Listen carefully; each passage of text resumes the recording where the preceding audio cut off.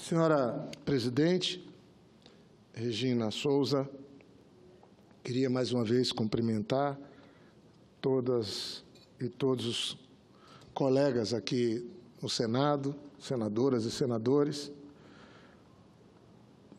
e dizer que eu fiquei esse fim de semana em Brasília para participar da organização, tenho uma tarefa a cumprir como senador, como cidadão também, do 8º Fórum Mundial da Água. No final de semana, participei no sábado ainda de um evento na UNB, do Fórum Alternativo, a Assembleia das Águas, onde a sociedade civil se manifestou, e ontem à tarde pude também participar na Procuradoria-Geral da República, um evento, colóquio, organizado a Água, a Vida e os Direitos Humanos, pela doutora Raquel Dodge, o ministro Herman Benjamin, e que, de alguma maneira, também nós ajudamos e colaboramos.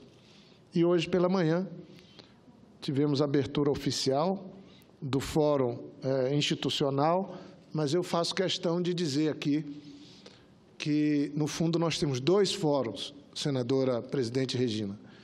O Fórum Alternativo, que é da sociedade civil, eu participei dos últimos dois, um na França, outro na Coreia do Sul. Trabalhei também com outros colegas para que o Brasil pudesse sediar esse 8º Fórum. É a primeira vez que ocorre no Hemisfério Sul. E tem o Fórum Institucional. E o fato concreto, amanhã nós vamos ter um evento parlamentar. Nós já temos mais de 120 parlamentares inscritos, de 20 países, e essa é uma tarefa que me coube como presidente dessa comissão, que Vossa Excelência também ajuda, senadora Regina. Amanhã, às 9 horas, na Arena Parlamentar, nós vamos estar reunidos, presidente do Congresso, parlamentares do Brasil e de países amigos que enviaram delegações, onde nós vamos estar discutindo qual o papel do parlamento e tendo a água como um direito humano. Eu apresentei, ainda esse ano, uma proposta de emenda à Constituição, a PEC 04 de 2018, estabelecendo no artigo 5º da Constituição a água como um direito humano. E sei também que há um conjunto de medidas que nós temos que adotar para que essa insensatez de tratar a água como uma mercadoria pura e simples não siga adiante no mundo. Nós temos, dados das Nações Unidas, perto de 800 milhões de pessoas no mundo, numa população de 7 bilhões, que não tem acesso à água de qualidade, água potável. Nós temos mais de 2 bilhões de pessoas no mundo que não tem saneamento básico. Ou seja, juntando tudo, presidente Regufe, juntando tudo, nós temos perto de a metade da população do planeta não tem a segurança de água de qualidade ou saneamento de qualidade. Isso é um caos. Durante o governo do presidente Lula e da presidente Dilma, de 2007 até 2015, falei isso lá no Ministério Público Federal, o Brasil fez um forte investimento, como fez o presidente Lula em muitas áreas, para ajudar as populações mais pobres a ter água, a ter saneamento e a ter uma saúde. Foram investidos, de 2007 até 2015, 104 bilhões de reais na captação e tratamento de água e também no esgotamento sanitário. Mas, em 2015, entramos numa crise institucional. Temos agora um governo sem legitimidade, não passou nas urnas, temos uma situação de um Congresso que vive um desprestígio junto à população e, por outro lado, um judiciário que, em vez de assumir o papel de poder moderador, resolve assumir um protagonismo perigoso e que também o apequena. O fato é que hoje o Brasil tem menos da metade para investir em água e saneamento do que tinha 3 anos atrás. Ou seja, o governo federal está se assinando embaixo, se responsabilizando pela piora da saúde pública, pela situação precária que uma parcela de quase 40 milhões de brasileiros e brasileiras vive ainda por conta de não ter acesso à água e ao saneamento. Temos o desperdício. Cada 100 litros de água tratada no Brasil, 37 são desperdiçados. Temos a situação do esgoto. Pegamos água limpa no rio, nos rios, nos mananciais e devolvemos envenenada, suja. É essa a lógica que o Brasil vive e que uma parte importante do mundo experimenta. É isso que nós estamos debatendo. Amanhã nós vamos ter o dia inteiro. Eu convido todos os parlamentares, os 3 senadores do Distrito Federal. Nós estamos lá na arena, no espaço Ulisses Guimarães, o Centro de Convenções, a partir das 9 horas, fazendo um debate sobre o papel do parlamento no direito à água. Eu estou presidindo essa comissão e espero contar com a participação de todos. Desde já, queria agradecer e, mais uma vez, fazer um registro do esforço da equipe de comunicação do Senado, liderados pela diretora Ângela, no sentido de dar o exato tratamento, a imprensa, a grande imprensa, a imprensa nacional, toda ela está tratando essa questão da água como uma agenda muito importante. E é assim que tem que ser. Eu sou presidente da Comissão Mista de Mudança Climática. A água tem tudo a ver com a questão do clima, tem tudo a ver com a vida ou com a morte, e acho que a imprensa brasileira entendeu bem isso, mas talvez as autoridades não. Hoje eu vi a abertura do fórum, abertura oficial no Itamaraty. Nós tínhamos lá 15 homens na mesa. Não estou aqui maldizendo, nem fazendo nenhuma ação de deseducação com os líderes mundiais que vieram, mas o fato, a constatação concreta, é que os países mais poderosos do mundo, mais importantes do mundo, não estavam representados.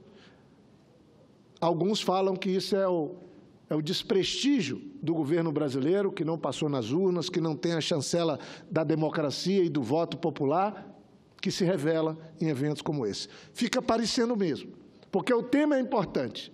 O momento é único. Ou debatemos a questão da água e tomamos uma atitude, ou vamos pagar mais caro ainda.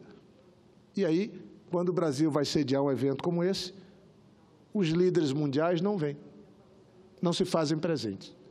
Esse é um registro que eu faço. Mas queria, senhor presidente, senadoras, me referir ainda a esse drama, a essa comoção que o Brasil ainda vive por conta do assassinato da Marielle Franco e do Anderson Gomes.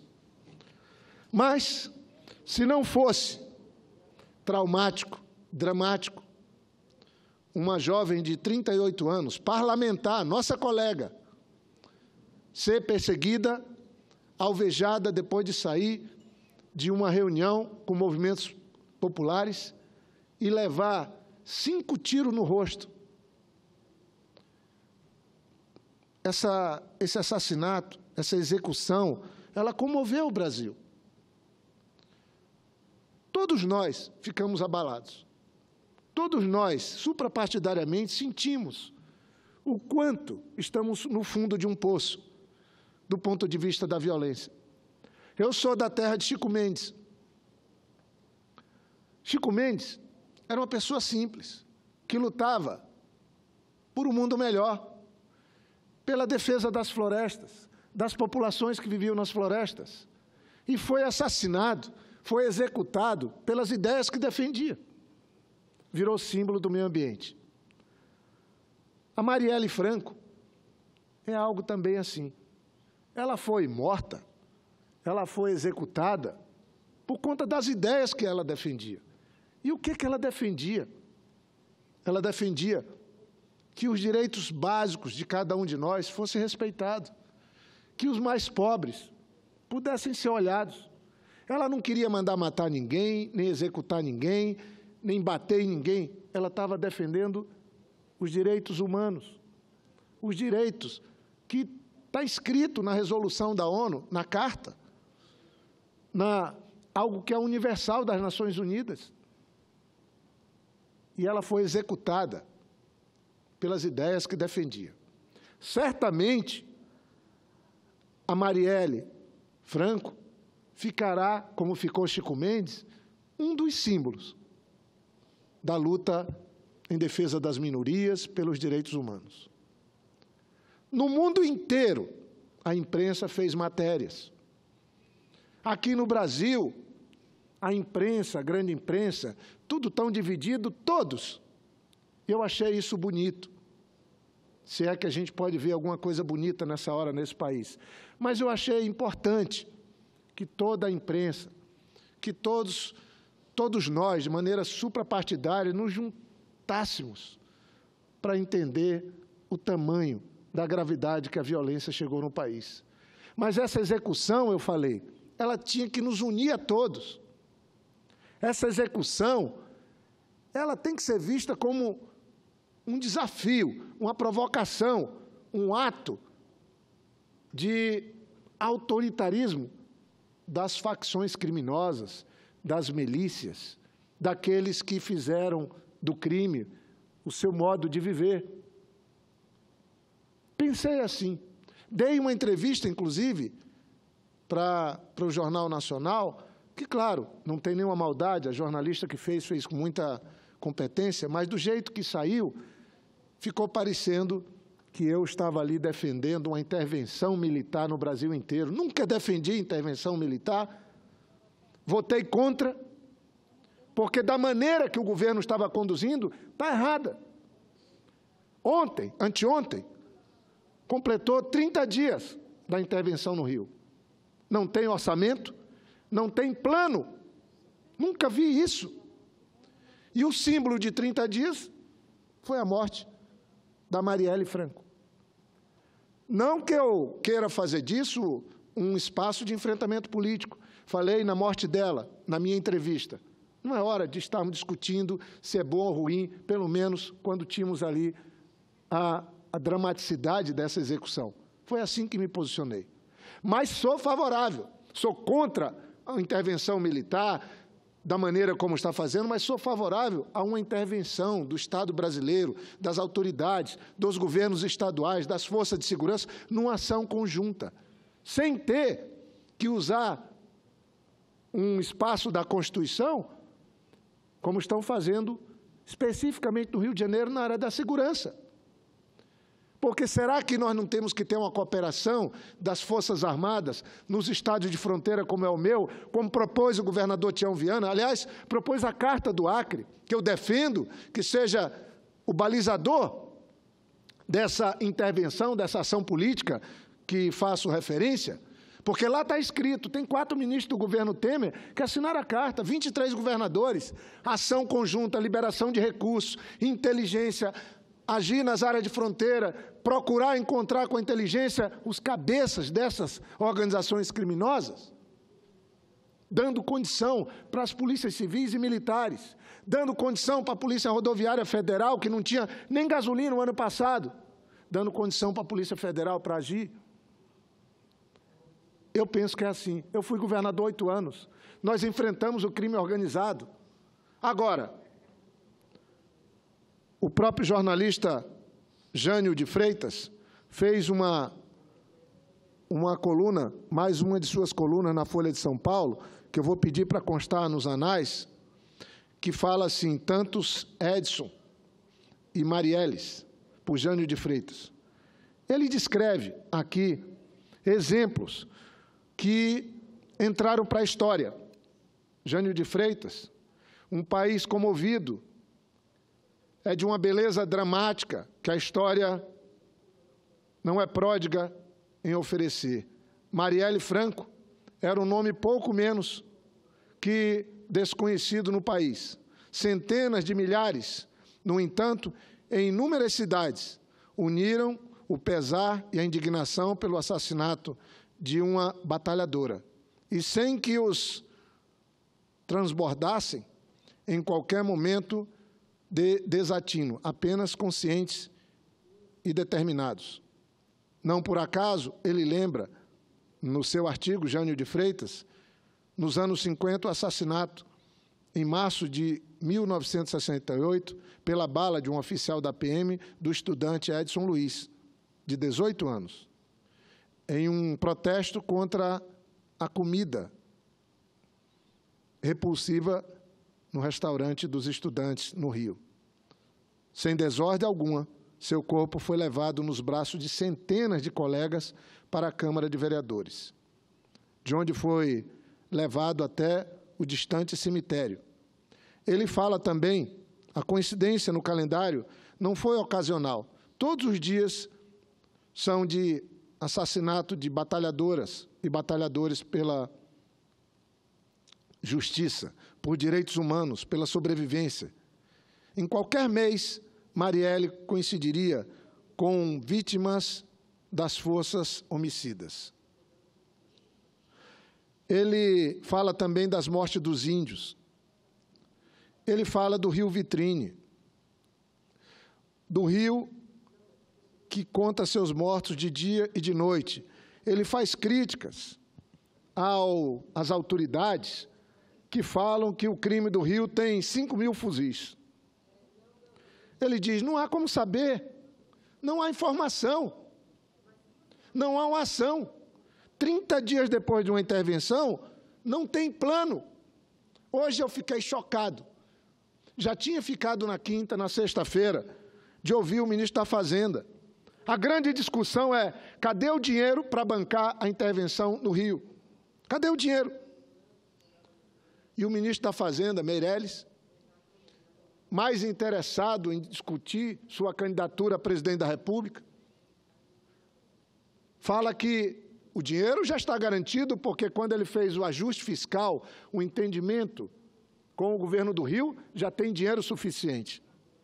Parece uma brincadeira. Eu acho que estão brincando com fogo. Em 2013, um aumento de 20 centavos no preço da passagem de ônibus em São Paulo, levou, em poucos dias, milhões de pessoas às ruas. Claro que teve ali estímulos de A, de B, de C.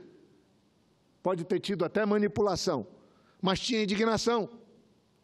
Agora, milhares de pessoas estão indo às ruas. Amanhã vai ter mais um ato, lá na Candelária, em homenagem à memória de Marielle e também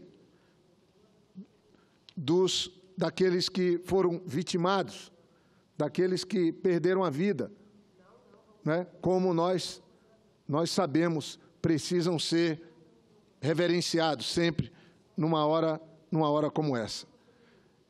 O Anderson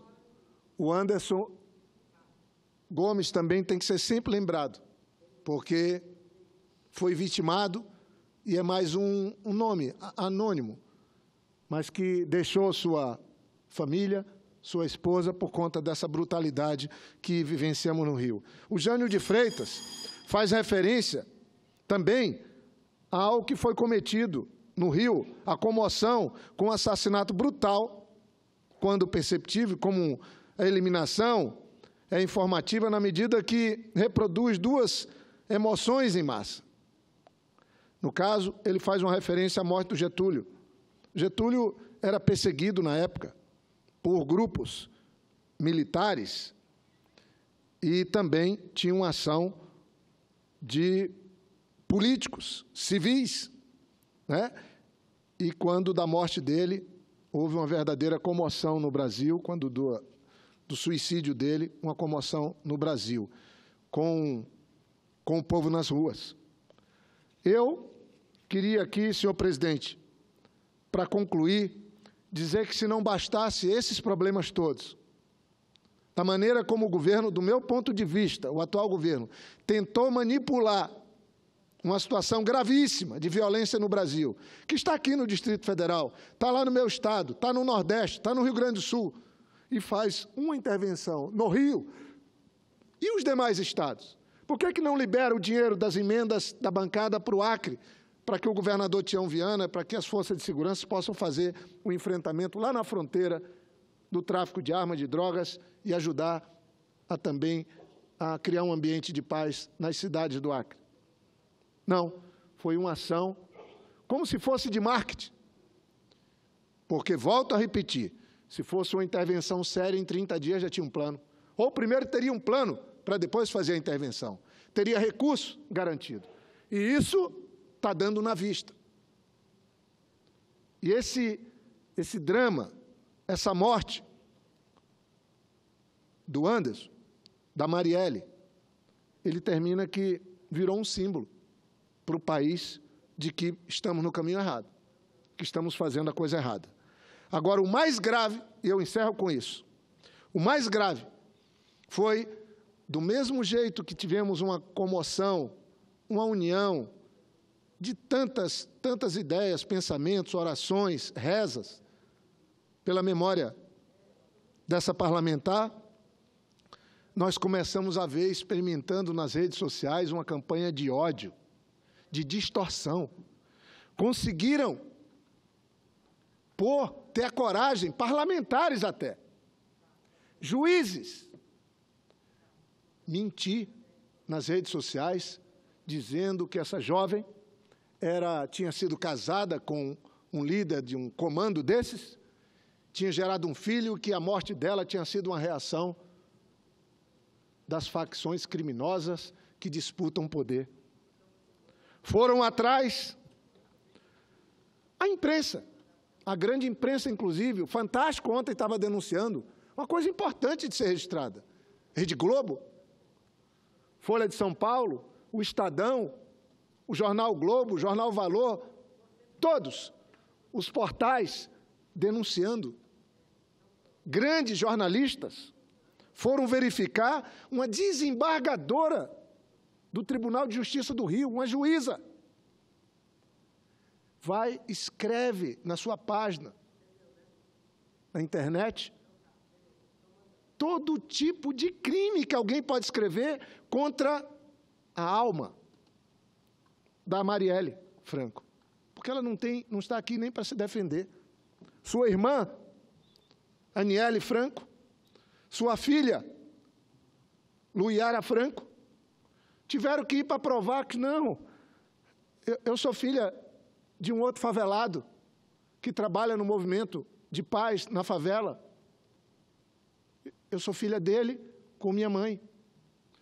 E aí, eu vi até o André Trigueiros fazendo um Twitter, que eu retuitei, foram lá, a desembargadora, a juíza, desembargadora, depois que postou verdadeiros crimes contra a alma, contra essa vítima que foi executada, a Marielle Franco, depois de falar tudo o que um ser humano não pode falar, não deve falar, muito menos uma juíza, ela apagou e disse, não, é que eu nunca vi falar mesmo dela, não conhecia, não sei quem era, mas mandaram para mim algo, eu li, e aí eu reproduzi. Essa senhora é a desembargadora Marília Castro Neves. Não a conheço. Não posso fazer nenhum julgamento sobre ela, mas ela não tem condição moral ou mental de julgar qualquer pessoa. Eu espero que o Conselho Nacional de Justiça possa tomar uma atitude. Eu queria ver um exemplo, uma demissão por justa causa de uma pessoa que tem a prerrogativa constitucional de nos julgar a todos, mas que não está à altura de julgar ninguém. Ela estava condenando uma alma, a memória. Nós todos aqui tentando somar força uns com os outros para ver se viramos essa página da história. Mas eu vou lendo e vou vendo, e ela é uma das personagens do que chamam de juízes free Facebook. pessoas do judiciário que estão livres nas redes sociais, fazendo esse tipo de barbaridade, cometendo esse tipo de crime. O PSOL entrou no Conselho Nacional de Justiça. Tem muitos conselheiros que passaram todos aqui no Senado. Eu quero ver quantos conselheiros vão se posicionar e pedir o impedimento dessa senhora de agir como membro do Judiciário. Será que não era aí a manifestação da ministra Carmen Lúcia?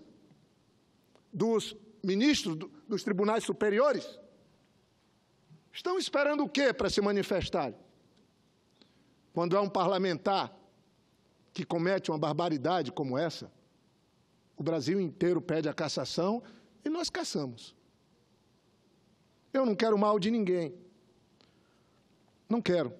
Mas essa senhora desembargadora, eu vi que ontem, no Fantástico, até parlamentares pediram desculpa, mas pregaram o ódio, praticaram o ódio. Nosso país não pode seguir vivendo assim. Mas fico muito triste quando vejo esse perigoso protagonismo, esse criminoso protagonismo de componentes do Judiciário. Eu não tenho dúvida, presidente Rigolfo, queria concluir, que eu acho uma barbaridade, uma loucura, um país como o nosso, botar câmera ao vivo, sessão transmitida ao vivo dos tribunais, das audiências, no Supremo Tribunal, no STJ. Nenhum país do mundo tem isso. Vá tentar assistir uma sessão ao vivo de um tribunal nos Estados Unidos, na Inglaterra, na Alemanha.